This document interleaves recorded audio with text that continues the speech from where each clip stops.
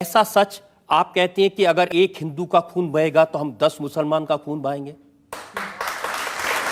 मुझे लगता है किस परिप्रेक्ष्य में हुआ है, किस परिप्रेक्ष्य में कहा गया है, पूरा वक्तव्य सामने आएगा तो मुझे लगता है उस पर ज्यादा बेहतर तरीके से बोलूंगा। चलिए आपको मैं पूरा वक्तव्य सुना देता हूं आपका, ऐसी क्या बात है।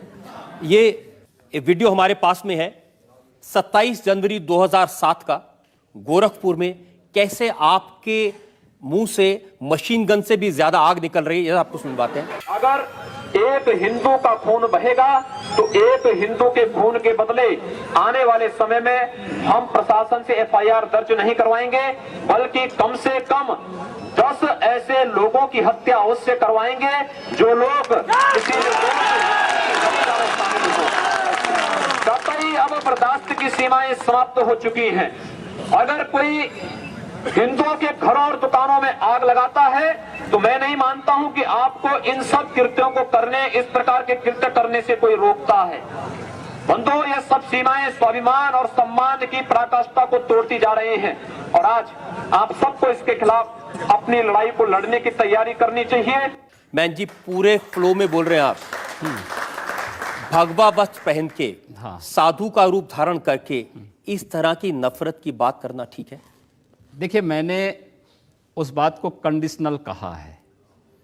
अगर कोई आपको मारेगा तो मुझे लगता है कि सामने कोई मानव होगा तो उस मानव को आप ये मान सकते हैं कि आपने एक थप्पड़ मारा, आप दूसरा थप्पड़ भी सहन कर सकते हैं। लेकिन अगर सामने दानव है तो अगर मारना एक हाथ से मारता है, दूसरा हाथ से उसका जवाब भी दीजिए। मैं एक सन्यासी हूँ, अगर हमें शास्त्र का प्रशिक्षण दिया गया तो शास्त्र के साथ साथ शस्त्र का भी। अगर हमारे हाथ में एक हाथ में माला है तो दूसरे हाथ में हम भाला लेकर के भी चलते हैं, जिससे समाज को शिष्ट भी किया जा सके और दुष्टों को उनके कृत्यों की सजा भी दी जा सके। एक सन्यासी का सही कर्तव्य होता है। योगी जी, आप भारत की पार्लियामेंट के सदस्य हैं, आप उस सर्वोच्च व्यवस्था में हैं जो कानून बनाती है। आप लोगों से कह रहे हैं कि हम एफआईआर दर्ज नहीं करवाएंगे, अगर एक मारेगा तो हम 10 मारेंगे। आप गब्बर सिंह हैं कि हमने प्रशासन से इस बात को कहा। जब प्रशासन बात नहीं मानता है, जहां पर प्रशासनिक व्यवस्था पूरी तरह फेल हो चुकी है, जहां पर वो किसी चीज को सुनने को तैयार नहीं है।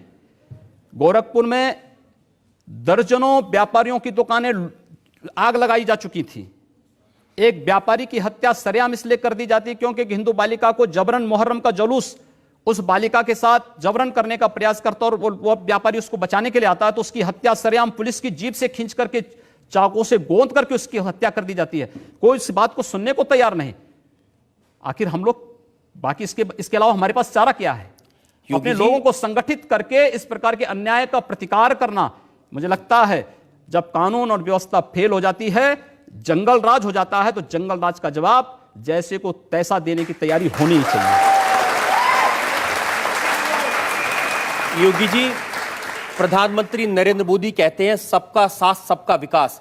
ऐसे विकास करेंगे लोग के घर जला के उनको मार के? हमने कहा हम पहल नहीं कर रहे हैं, हमने अपने तरीके से नहीं जलाया है। हम कह रहे हैं कोई हमारा जलाएगा तो ये निश्चिंत होकर के नहीं बैठे। आप लोगों को भड़का रहे हैं, उनको हिंसा करने के लिए उकसा रहे हैं, ये कानूनन अपराध है। मैंने ये कहा कि अगर कोई हमारा जलाएगा तो वो सुरक्षित नहीं बैठेगा। हम फिर इस बात की प्रतीक्षा नहीं करेंगे कि प्रशासन आएगा, हमारी बात को सुनेगा और फिर वह अपने तरीके से फैसला लेगा। प्रशासन रोकें अन्याय। मैं फिर कहता हूं ना कि अन्याय किसी के साथ ना हो, लेकिन हम अन्याय सहेंगे भी नहीं।